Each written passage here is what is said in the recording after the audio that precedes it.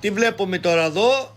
Είμαστε στο limiter, εντάξει, και έχεις εδώ πέρα input open.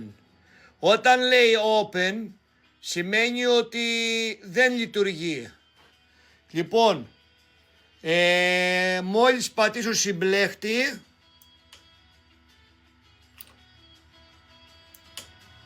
ωραία, οπότε τώρα θα ανεβάσω από 3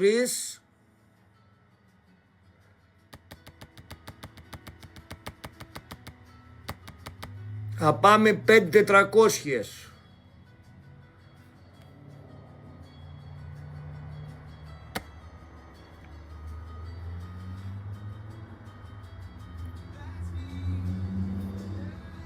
Λοιπόν, είμαστε κομπλέ.